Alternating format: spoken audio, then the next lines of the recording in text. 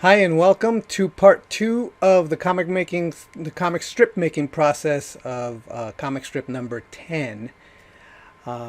This is the flatting and lighting video. Hi, my name is Escobar. I'm a storyboard artist in the Simpsons television show. I've been working on the show for over 25 years now, and I'm here to empower you. So just as an intro, you're going to see me flat and light. So this is so usually, like, if you look at all the other videos that I've done where I'm doing flatting and lighting, I've actually added an extra step. So usually I just, you've seen the evolution.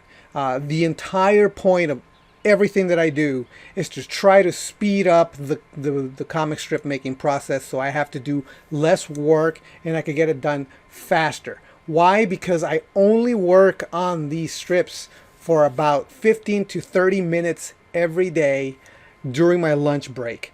And that's pretty much all the time I've got. So I try to, like, just take as many shortcuts as possible, try to speed up the process as possible, try to just get it done. That's the entire point. Like, just get it done.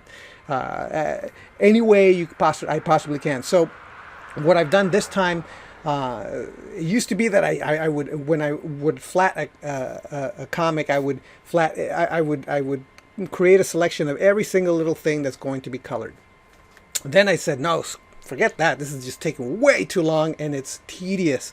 So then I just started selecting the entire figure and then just making a flat color there, so I could just select that area and then just start coloring like you would normally in any kind of a thing. And then I would also add lighting, the shadows, and that's it. This time I've added one more element. I've added light, the actual light. So I've added the shadows and the light. What this has done is made it so that I have an even closer representation of what the final thing will look like, even in color. So I will show you what that's like. And so without further ado, here it is. So as I just stated, flatting is very simple. I just gray out the character by selecting the exterior of the character, inverting it, and then just pressing the paint bucket tool, and then just kind of fixing up little bits and pieces that aren't quite working. And here I'm doing, I'm getting rid of all the polygon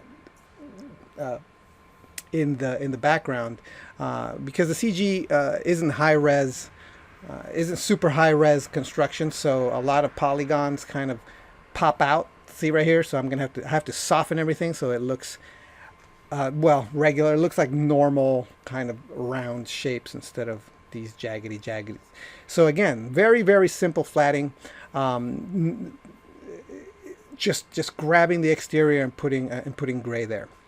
And the reason why I use gray is because it's gray is a neutral color. Like it's 50% gray from and what that is it helps me. It's not as dark as the darks, and it's not as light as the lights. It's right in the middle, right? So that means that when I put shadows, they look like shadows, and when I put light, they look like light, and then everything else is an extension from that gray. So that's kind of the reason why I use gray to do my my flatting with.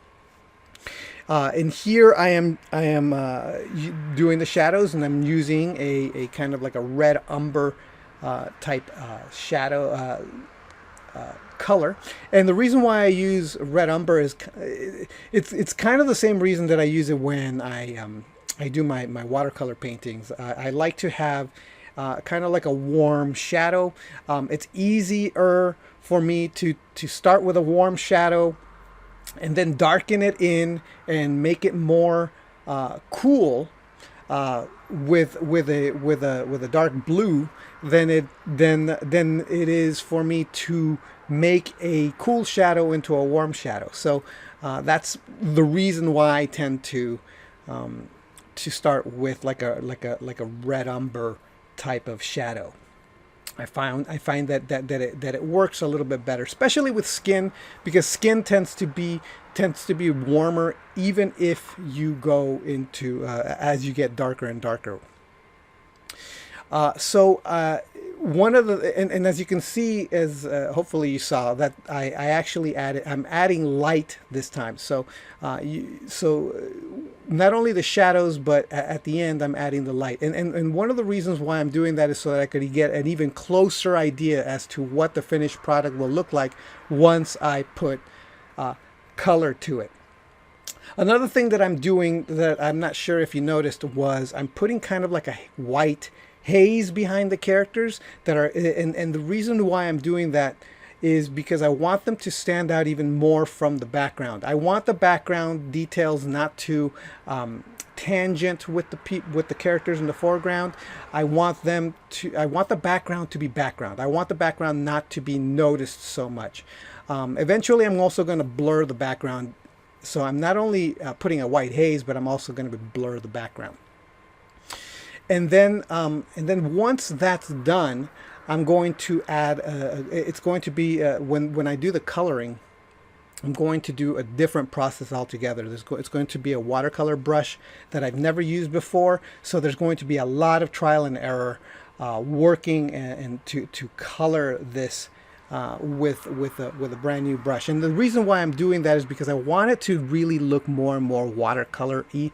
And up to this point, I've just kind of been faking the watercolor look, and now I'm going to actually use watercolor brushes, and hopefully that's going to help make this work better. Okay, so that's it. Hopefully that has been helpful. I hope that you saw that I was putting a little haze there in the background, and so you can see how it's all going to pop up. And I hope that you got a lot out of this, and I'll talk to you next time. All right, bye.